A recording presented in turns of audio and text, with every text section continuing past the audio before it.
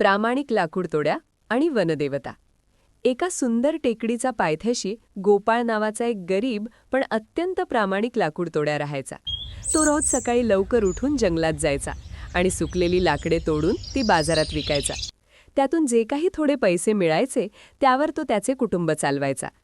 एके दिवशी लाकडे तोडत असताना गोपाळ एका नदीच्या काठावर असलेल्या झाडावर चढला. लाकूड तोडता तोडता अचानक त्याच्या हातातून त्याची लोखंडी कुऱ्हाड निसटली आणि थेट खोल पाण्यात पडली.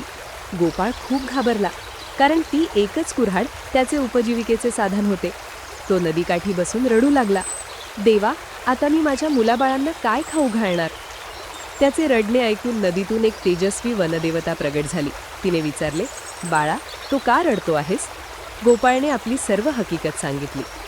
देवतेने स्मितहास्य केले आणि ती पाण्यात अदृश्य झाली. थोड्या वेळाने ती बाहेर आली तेव्हा तिच्या हातात एक लख्ख चमकणारी सोन्याची कुऱ्हाड होती. तिने विचारले, हीच का तुझी कुऱ्हाड? गोपाळने नम्रपणे उत्तर दिले, नाही देवी, ही सोन्याची कुऱ्हाड माझी नाही. देवता पुन्हा पाण्यात गेली आणि यावेळी तिने चांदीची कुऱ्हाड बाहेर आणली. गोपाळने पुन्हा नकार दिला, नाही आई, ही सुद्धा माझी नाही.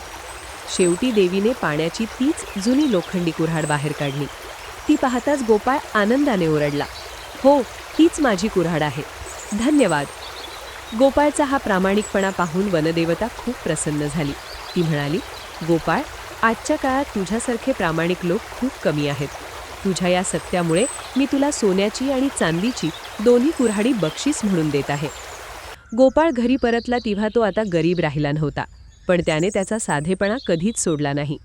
त्याने त्या संपत्तीतून गावात एक विहीर खोदली आणि शाळा बांधण्यास मदत केली. गोष्टीचा बोध, प्रामाणिकपणा हेच सर्वात मोठे धन आहे. सत्याचा मार्ग कधीही कठीण असू शकतो, पण त्याचे फळ नेहमीच गोड असते.